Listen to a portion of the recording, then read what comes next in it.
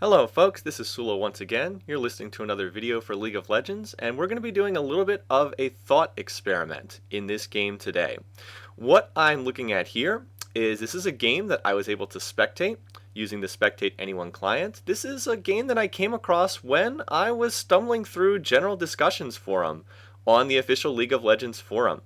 There was a thread which was one of the typical raging, I'm in elo hell, etc. posts, and that was posted by the Pantheon player in this game, TheBombshock. This was a thread that said, why are we expecting people to carry themselves out of elo hell? And then it went into great detail explaining why this particular player, TheBombshock, felt that he was just being dragged down by all of the horrible other players in this level of play. This is Bronze 5 tier, by the way, so what I was going to do is I saw this thread and all these comments and complaints about elo hell, etc. And Bombshock mentioned in the thread as he was posting it that he was about to queue up for some ranked games. And I said, oh, well, that's very interesting. Why don't I pull out the Spectate Anyone client and go ahead and watch one of these matches for sort of two reasons. Number one, because gameplay from Bronze 5 and Ranked is absolutely hilarious, and you're going to see all kinds of fun stuff in this match.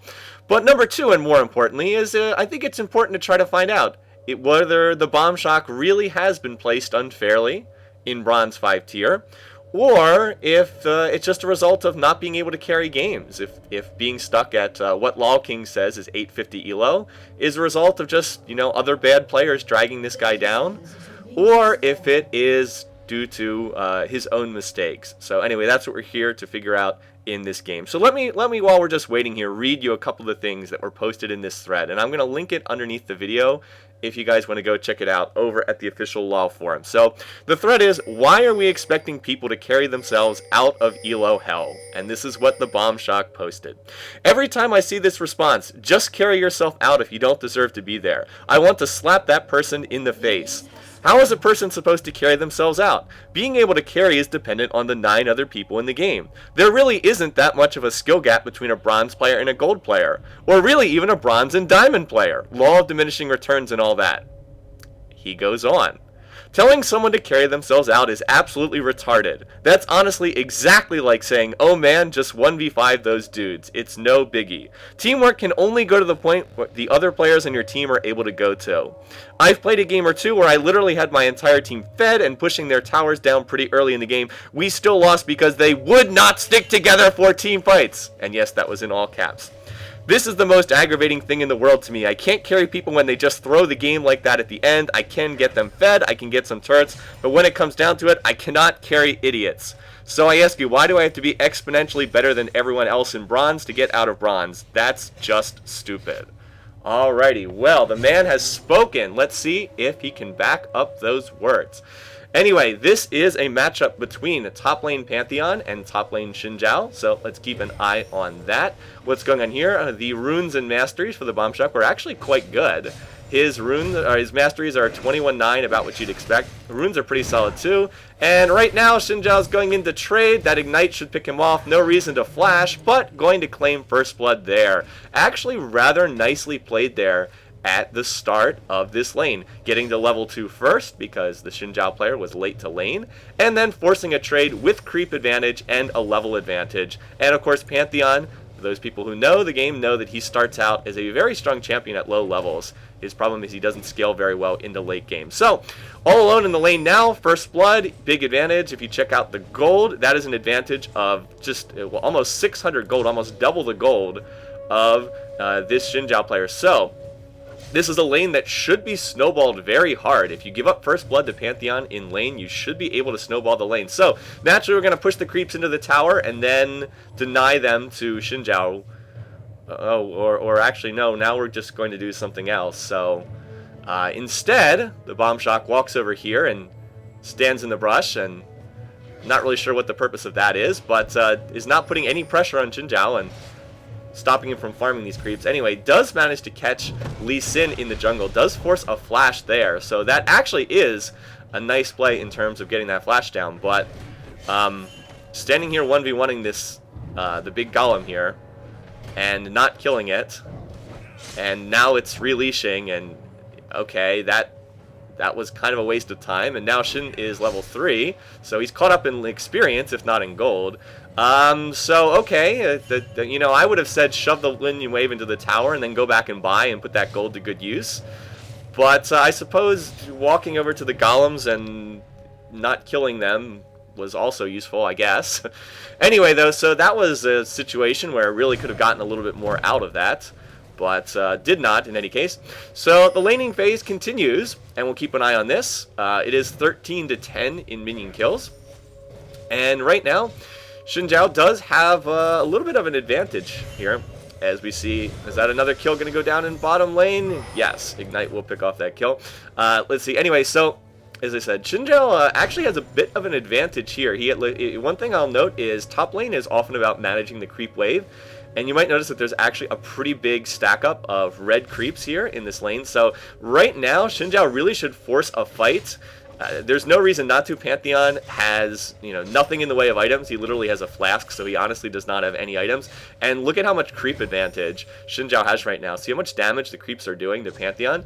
Would be a good time to force some kind of a fight, force some kind of a trade when there's such a big advantage. But again, this is, you know, this is relatively, well, not relatively, this is low tier play for ranked play. And don't really expect people to pay attention to that. But, I mean, again, now Xin Zhao even has a level advantage. He's 5 against 4, so would be a really good time to try and force something here. But apparently just step back and didn't do any farming.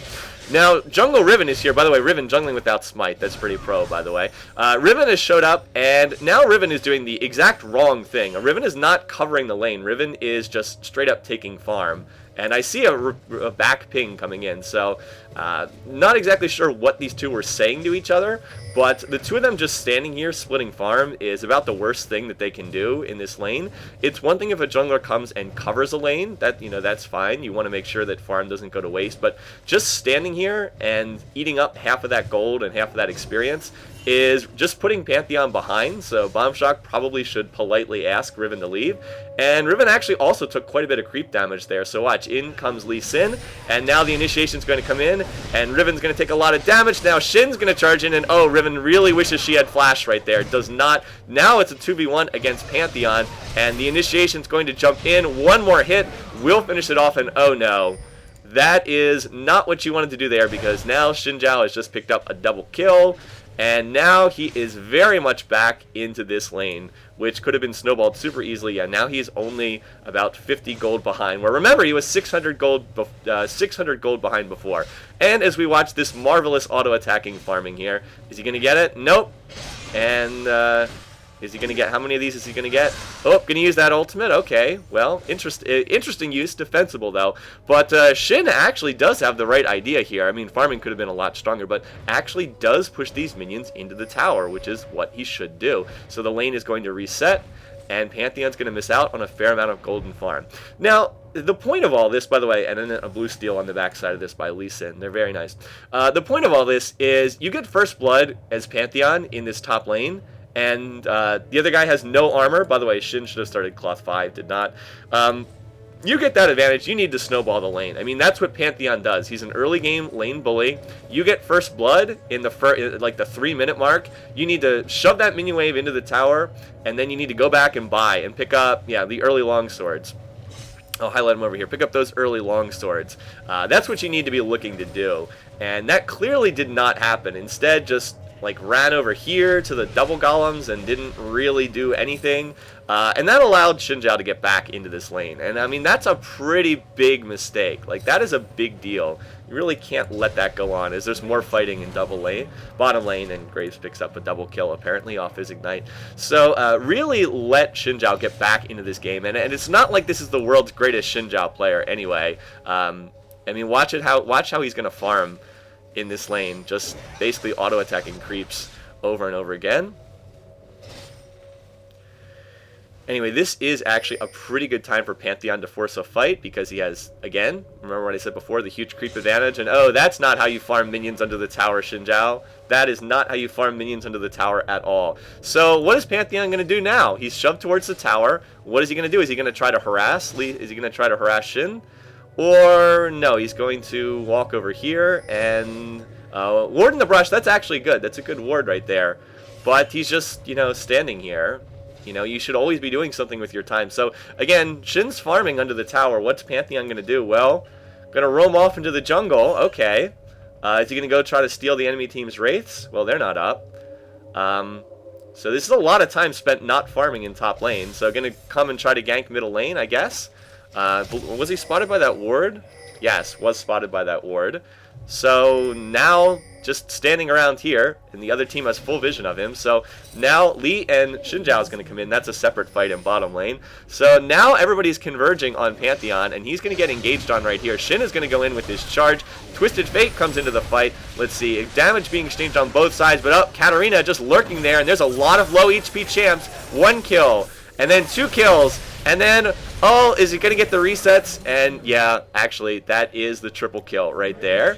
So that is not what you want to do right there. So Katarina, triple kill right there. Pantheon did pick up another kill in that fight, but not really a good way to play the lane. And oh, by the way, check out what's going on in top lane. Look at all this farm. This is 2 full waves of minions. Just going to hit the tower, not get farmed, no gold, no experience for any of this. And the net result of all that is Katarina gets a triple kill in mid, and she's now snowballed very firmly ahead of that Twisted Fate in middle lane.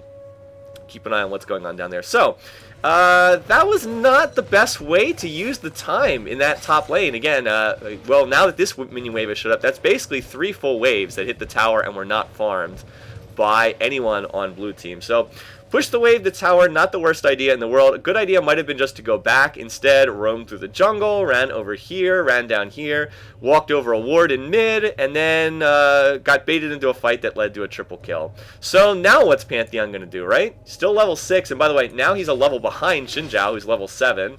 And again, this is not the world's greatest Xinjiao. So Riven has moved up the top lane for some reason. Still not jungling with Smite. May have been some kind of team communication issue. I don't know. But just off in the jungle right now, so let's keep an eye on where TheBombshock goes next. I'll just go ahead and lock the camera here for the moment.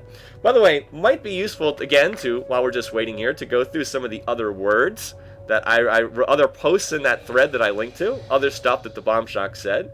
He said, I play perfectly fine. I don't think I'm a diamond player. Maybe not even a gold player. But there's entirely too big of a skill difference in bronze tier.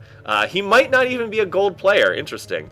Well, right here, going to use the ult onto Katarina under the tower, and we'll pick up the kill right there. So that was actually a little bit of a nice play. I want to give credit for that. And Katarina is equally impressed. But while all that's going on, granted, the 500 gold is quite a bit from ending that killing spree, but why just walk away from these minions? Why not push this minion wave into the tower? There's nobody here. There's no farm. You know, there's farm to be had here. Instead, just kind of walking around, not really doing a whole lot. I mean, yeah, it was nice to get that kill under the tower, but this is not time that's being spent very effectively. Again, for those who don't know, you always want to be using your time effectively in League of Legends. You know, time is very valuable. You want to be farming. By the way, incoming dive here in top lane. Lee Sin and Xinjiao presumably going to go in, if I remember this game. Going to go in, and there is the resonating strike. In comes in Xinjiao as well. There's the Dragon's Rage, and that's going to be a fairly easily kill picked off. So, nice job to get the kill on Cat, by the way. Walks right past the wolves, doesn't farm them, but otherwise, just kind of ran down here and stood mid and didn't farm it and killed wraiths, and not a whole lot going on. I mean, sure, like I said, it's nice to pick off that kill, but kills aren't everything. And again, the experience is really starting to stack up too. Note that Bombshock's only level 7. He really, I mean, he's about to hit level 8 here, but is falling behind quite a bit in experience, and levels do mean a lot in this game. By the way, that was a charge underneath the tower, and more fighting going on down here in bottom lane. Yes, the jungle Riven with teleport coming into the lane. You see a lot of people out of position in Bronze 5 games. But as I said, experience matters a lot, because every level is worth the equivalent of several hundred gold in stats.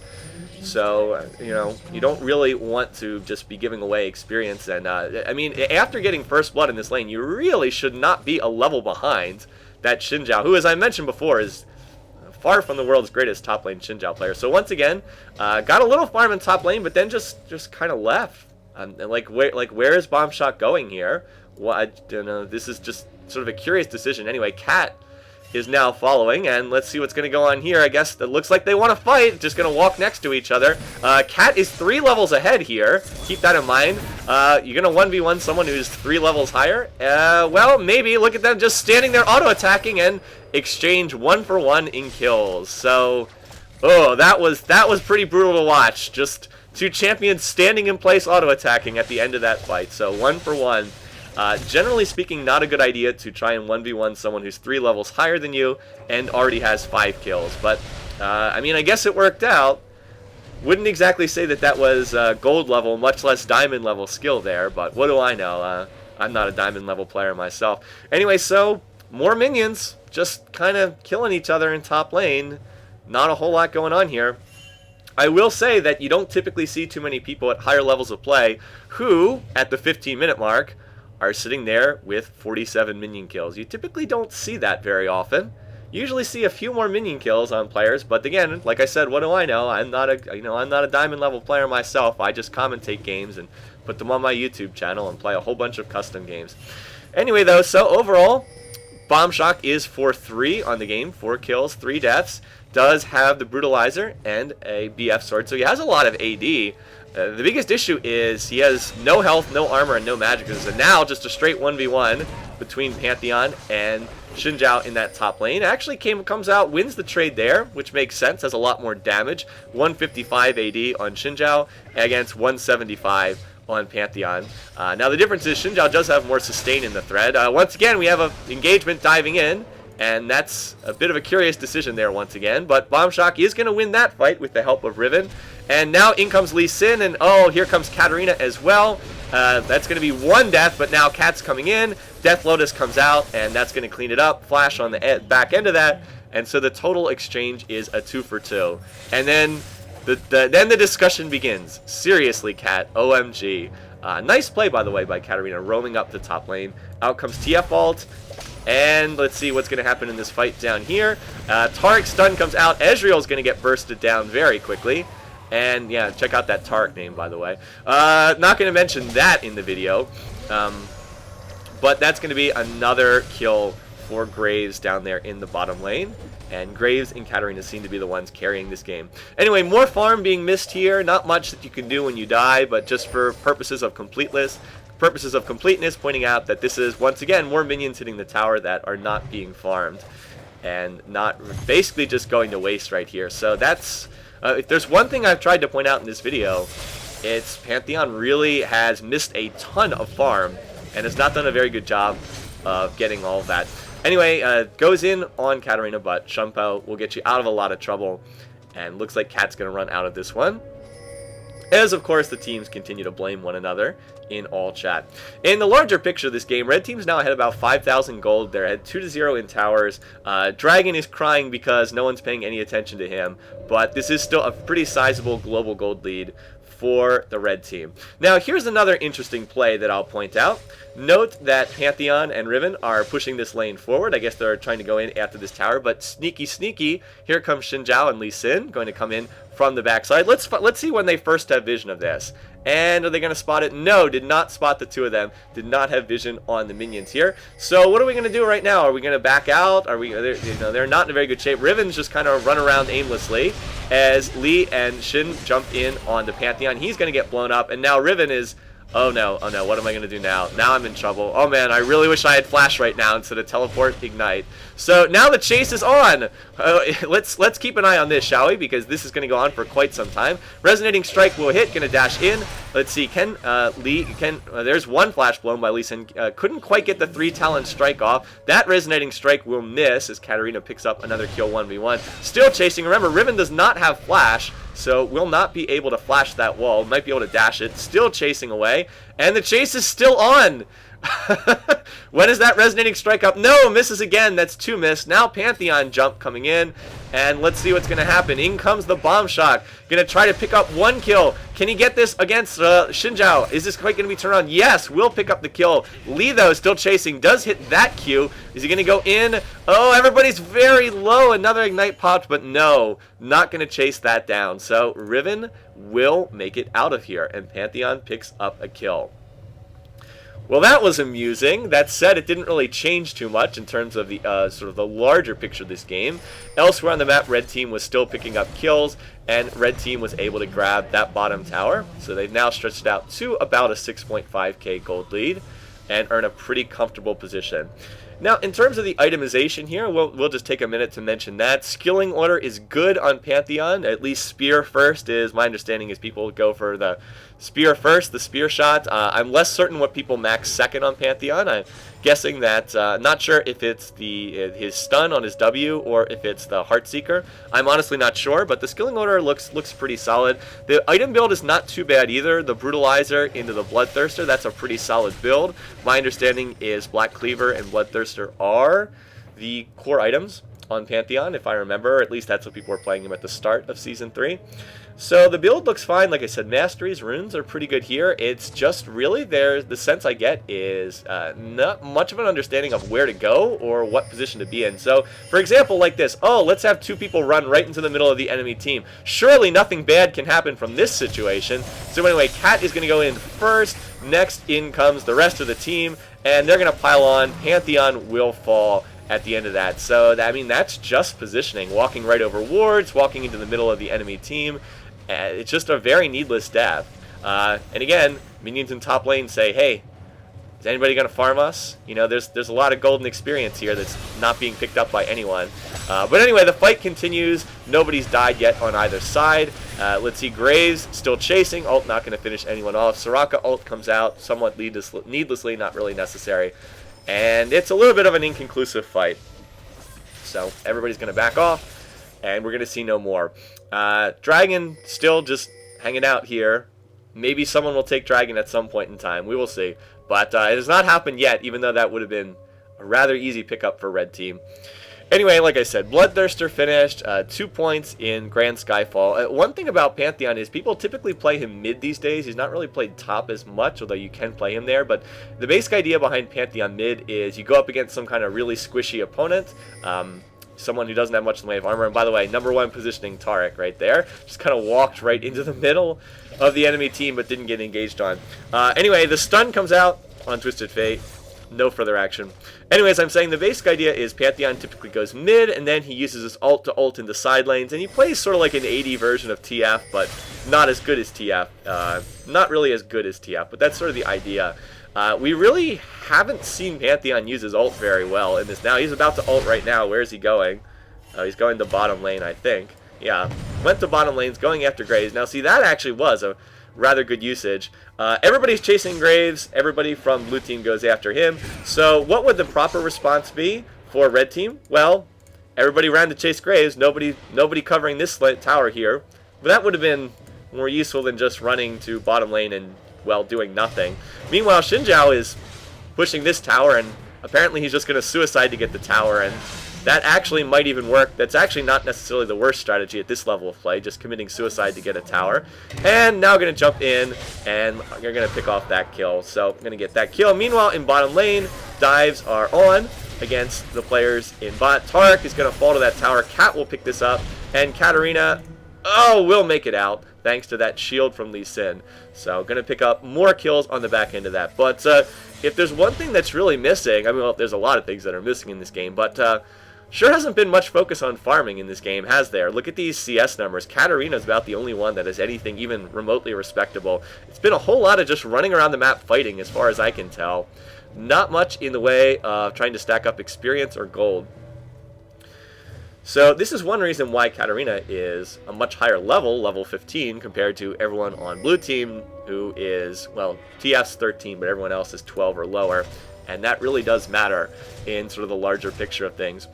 But anyway, like I said, Pantheon right there. So he got a kill. You know, they got a kill on Xin Zhao, and then instead of pushing this lane out, he ran all the way down the bottom lane and did not achieve anything there. And now ran all the way back up the top lane again to farm these minions. As I said, it's just not a very effective use of time. Running around the map, just kind of running around the map looking for kills. And I mean, this would be a good lane to keep farming, but just breaks off and starts running somewhere. Red team actually does pick up the first dragon.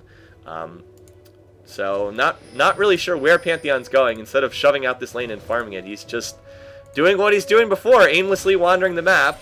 And anyway, we're going to see Ezreal picked off. I mean, the one thing that's very common in less experienced players is they just seem to have this compulsive desire to fight at all times.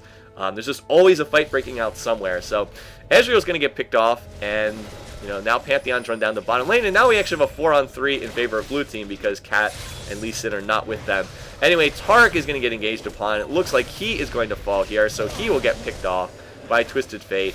And now the chase is on, so what Cat and Lee Sin should do is take this mid tower, which is totally undefended, but Cat's just going to turn and run aimlessly into the jungle again. I've been using that word a lot, aimlessly, because it's rather appropriate for this game. And now, anyway, Cat is going to have to back off, so again, Katarina could have pushed this tower, instead ran over here and then just kind of stood in the brush, and yeah, didn't really achieve anything. But the traps being set, the engagement comes in from Lee Sin, and that's going to be a kill as Katarina picks that up. Now the rest of blue team is showing up. Ezreal two-shot barrage comes out, and is Lee Sin going to be able to make it out of here? We have Shunpo from Katarina going to need to jump out, and oh, Lee, why did you turn around and go back in? That was a mistake, and he will fall to Soraka of all players on the team. And that's not going to turn out looking too good. In comes Graves, though. Out comes the smoke cloud. And is this push going to be successful in mid? It does not look like it. But I guess we'll have to wait and find out. So, 7 deaths now for Pantheon. I mean, he has 7 kills, but he also has 7 deaths.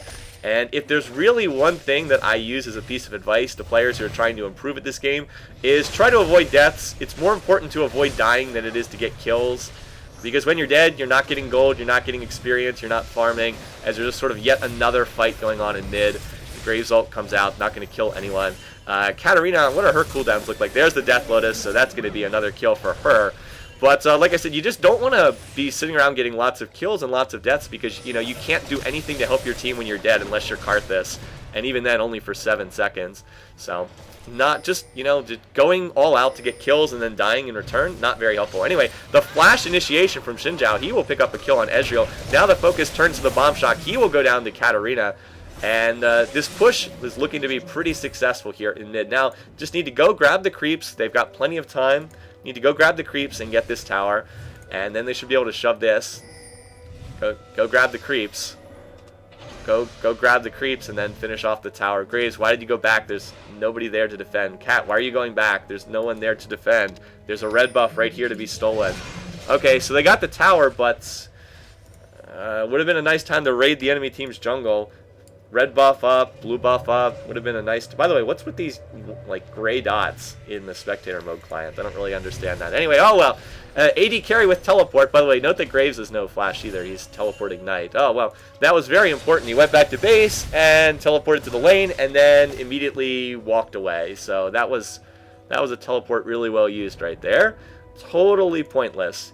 Totally pointless. But our focus is not on Graves. It's on our friend... TheBombshock, who we haven't been saying enough about. Like I said, he does have a pretty solid build here, but the problem is, although he deals a lot of damage, he also gets blown up in about 2 seconds in any fight. So this build lends itself to a style of play where you're going to get kills. All you have to do is ult someone who's out of position and you're going to get kills. But in any kind of 5v5 team fight, you're also going to die in about 2 seconds. So it lends itself to a style of play where it's very exciting, but it's not really the most helpful to actually win games. Have to be a lot more discerning about what fights you pick if you're going to build like this, so that you don't end up with 8 deaths in 28 minutes, which is very, very high. Higher than anyone else on the team. Actually, higher than anyone else on the game. So, I mean, yes, granted, you get a lot of gold. Note that Bombshock does have the most gold of anyone on his team. But you also give away a lot of gold. I mean, he's given away thousands of gold, too, because he's died so many times. And of course, you can't get gold and experience when you're dead, is sort of the other thing. Anyway, more craziness going on, more people out of position, so let's keep an eye on that. Graves ult will finish off Ezreal, but now Graves is way out of position. And was it really worth it to suicide to get that kill and use your ignite? No, he didn't use his ignite. Someone did. Down there. Nope, I guess not. Guess it was just the ultimate. Probably not. Anyway, up here, though, Katarina in the brush, going to pick off a kill on Soraka, and now Riven walks into the middle of 4 members of the enemy team. She will get engaged on. Will she be able to escape out of this one? We will see. Somebody has a red buff in there that's slowing. Anyway, Lee Sin kick is actually going to knock her out to safety and force out an exhaust.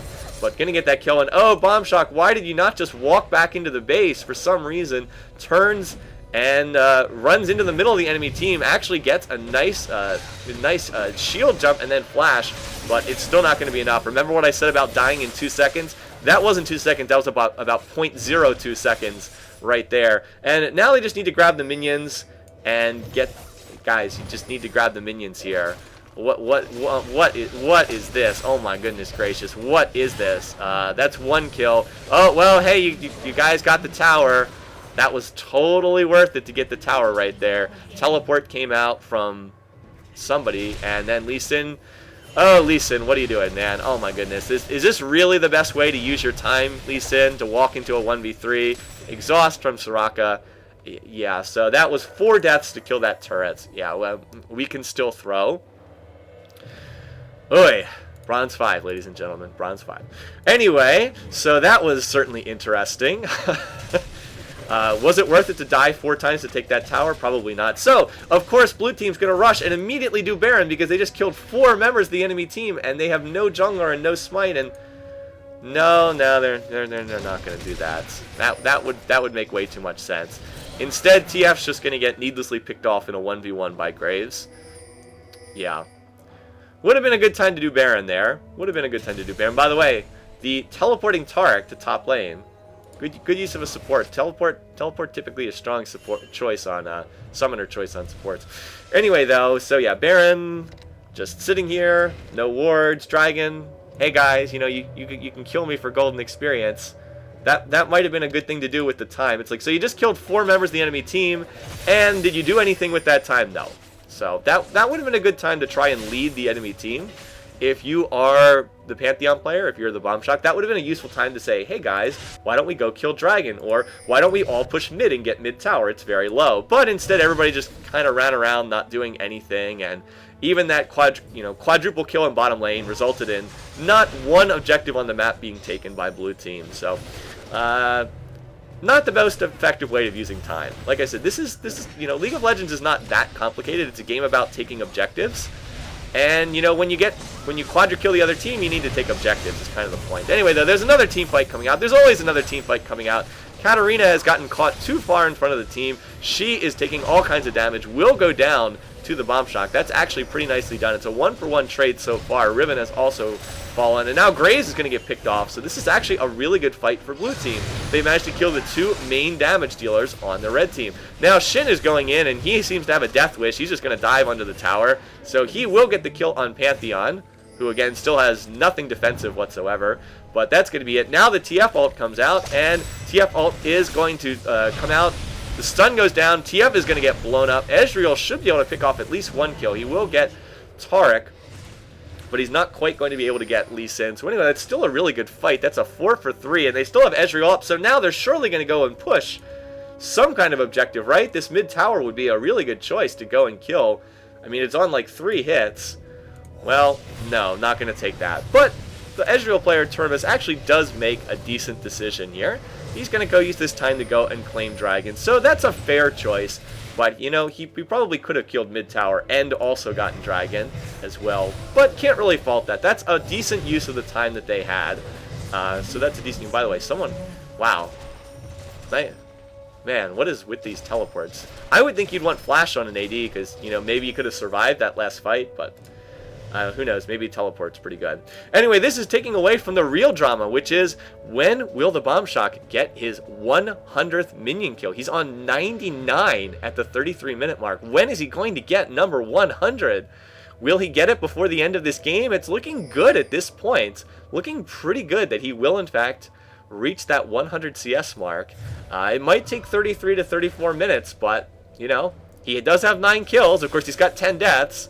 But he does have 9 kills. The item that he's going for looks like he's going for Warmogs, which is, again, a solid choice, but really might be useful to get something in the way of something that also adds either armor or MR. I would think in particular something that adds some magic resist and health would not be bad, just because of the fact that Katarina is so strong. But anyway, there we go. It just went down. Number 100 on the CS. So congratulations. Only took 34, just short of 34 minutes. So again, You know, where's this ult going to come out? The ult coming in the top. The chase is on for Riven. Pantheon going to jump in on the backside. Here comes Graves as well, so Riven will fall. Riven probably wishes she had flash it, or Ghost at that time. Teleport not really useful. And that Pantheon ult did not really achieve much of anything right there. Anyway, now Cat is engaging on this fight. And Twisted Fate, I don't think you want to be right there. So he is going to fall to Katarina. And that's now 2 kills for Red Team. And guys, just grab the minions and push this middle tower. Like you have a 5 on 3. Oh, Cat, what are you doing? Katarina, what are you doing? That's 1 tower dive. Now Shin goes in and just commits suicide. And oh my goodness gracious, what is this? So that's a double kill for the TheBombshock, and he's going to be very happy to get that gold. But why? Why not just wait and get the minions? Anyway, exhaust comes out. It's a good exhaust from Taric right there. Is this going to be enough to pick off the kill? Graves is DPSing in the back. He is going to get Soraka. That's 1 kill, and still chasing. Taric is actually pretty tanky right there, and that's going to be a 2nd kill. Taric going to get stunned, and he will fall on the back end of that. And it's just kills all around in this game. You might have noticed it's 42-29. One thing that's really common in League of Legends is the lower the skill level of the players, the more deaths there are. The higher the skill level of the players, the fewer deaths there are overall, as Riven's just going to pick this off on the back end. Again, might have been nice to have Flash there, might have been able to escape.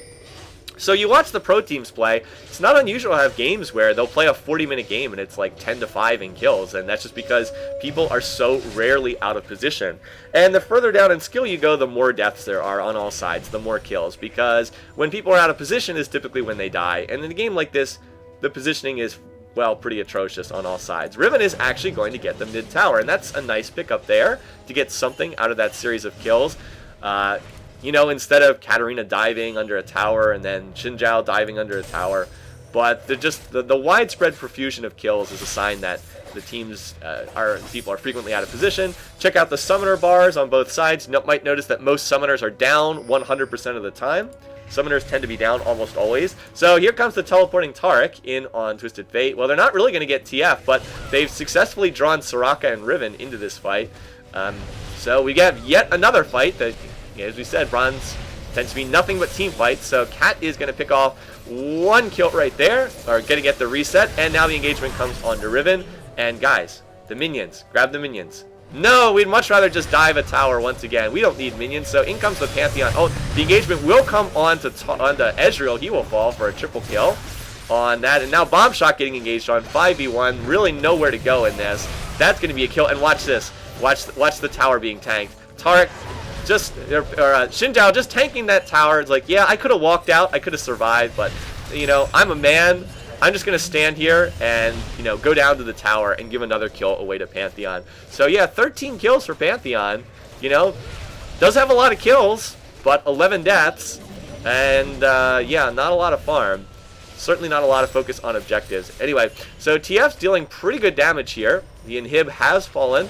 Now the engagement's going to come in. Well, Graves will fall. That Taric stun goes down. Lee Sin misses a point-blank Q. Another kill for TF.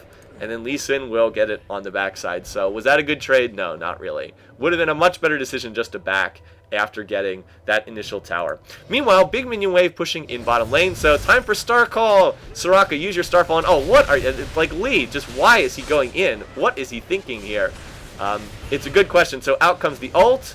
And out comes the flash, and congrats, you've now just used ult and flash, and oh, but what's this? The baits coming in. Katarina is back. It's a good exhaust from Soraka, by the way. Exhausted right as the Death Lotus came out, but that's 1 kill. That's a reset, and that means Katarina is going to be able to chase up on this. That's another kill, although Lee Sin actually picks that one off. And here comes a Pantheon ult, and yeah, that didn't really do anything. So, sadly, not a whole lot achieved there. BombShock has finished his Warmogs, and he actually does have a lot of health, but he doesn't have much in the way of armor or magic resist in this game, unfortunately. So, net result of a whole ton of fighting, once again, is the middle inhib has gone down, and much blood was shed on both sides. So with the inhib down and about just shy of a 10,000 gold lead, we may finally see Red Team putting the clamps on this game and starting to get a real advantage. While we're just sitting here watching what's going on as they clear minion waves, let's hear a little bit more from TheBombshock, shall we? More stuff that he posted in that initial thread, and his thoughts on why Elo Hell is so unfair. I lose interest in ranked because I lose way more often than I should at my level of play, and with the amount of effort and knowledge I bring to my team. See Baron going down. I'm better than most of the people I play with. Solidly, I can say that because solidly I get objectives every game and work with my team as much as possible. Just because I'm still in bronze has absolutely nothing to deal with my actual skill level. He goes on. Same thing goes for other people in bronze. But there's so many people in bronze tier that it makes people of a skill level similar to mine play with fresh 30s as well as people better than me. It's not the whole population of League that's bad, it's just too many level of skills in one place. That's why Elo Hell exists. And then in all caps, I am better than the idiots who just sit there and farm all game. There are indeed people of my skill level in bronze tier, but they are mixed in with the millions of bleeping people in bronze tier. I'm not going to read his swear words. I do help my team get fed, and I do go for objectives. My team isn't always the reason I lose, but one bleeping troll can ruin an entire game for everyone. And as I said before, I don't think I'm a diamond player, maybe not even a gold player, the humility. But there is entirely too big of a skill differential in bronze tier. He might not even be gold. I mean, that's a nice level of humility there. I don't know, I'll leave that up to you guys in the comments. You can decide what you think in terms of the skill level. Might not be gold. I'm not sure. Most of the gold players I know would have more than 150 CS or 140 at the 40-minute mark. But like I said, I'm only a gold player myself. I don't know. Anyway, so red team did go ahead and take Baron off of all that. And now, instead of just waiting for all 5 to get there, they are engaging with only 4 in a 4v5, but Katarina's pretty fed. She does have 20 kills, and it looks like she might just be able to carry this one. So, 1-for-1 trade thus far. In goes Xinjiao. It's a nice crescent sweep, or whatever that skill's called. Ezreal will pick up a double kill, but now Kat's in the fight. She is picking up stuff. Graves' buckshot will pick off a final kill there. Bombshock is valiantly trying to defend, but he's going to get picked off. It's a triple kill for Graves. And that Taric sitting there with the Thorn Veil, he knows what's up, man. He's got plenty of armor for this game. How much does he actually have? 254 armor. And it's not, it's not going to be a bronze tier game unless we can have a really ridiculous ending here. So, oh, Ezreal just barely going to survive on that fountain, healing up. Yeah, and more chatter from the players. But are they going to dive this? Are they going to dive into the fountain? Well, this is bronze 5, so you know they're going to dive into the fountain right here. So in goes Katarina, and she will get lasered, and then Graves will go down to ignite. That's a double kill, but fortunately, the minions are going to do the work, and they are going to finish this one off. So the Nexus will go down, and that's that. And it's going to be a win for the red team. And then it explodes again for some reason because there's something weird with this replay. But anyway, you can see, you watched the game, you saw what happened. Leave the verdict up to you guys. One thing I will say, though, is if you're going to play Pantheon, Pantheon's a little... What is this? What is with this spinning cat under the interface? That is bizarre. If you're going to play Pantheon, he's a little bit like an AD version of LeBlanc. He's a really strong early game, and then he falls off. If you're going to take first blood in the lane... and you get that first blood, you really need to snowball the lane, and that just did not happen in this game. If you look at the gold total, Xinjiao was never really shut down in this game. He just was still able to farm and get back in, and was still very much a part of this game. What you needed to do is get out. You want to carry games. If you want to rise in elo, you need to do it like this Katarina did. Get ahead and then just start stomping on people's faces. That's really the path to success. And if you can't do that, well, you're probably appropriately rated, is sort of the thing. I mean, the people that are in the higher tiers, they've played with bad players and they've carried them. And if you can't do the same, you're probably in the right position. So anyway, thought that this game was amusing. I enjoyed reading the thread, and I hope that you guys enjoyed watching some of this gameplay. Don't run around the map aimlessly. Be careful with your time. There was a whole lot of just sort of randomly just walking around the map instead of farming or pushing a lane or pushing an objective. You'd never really want to be doing that. That's an important skill, and if you don't understand that, then no, you're probably not going to improve and you're not going to win that many games. Anyway, hope that people enjoyed this. A little diversion from our typical fare, but I'm always curious to see what goes on down in the depths of the lower elo tiers. It's pretty funny. In all seriousness. Okay, anyway, once again, hope you enjoyed this. Thanks for watching. Thanks for listening. Have a great weekend. See you guys again soon.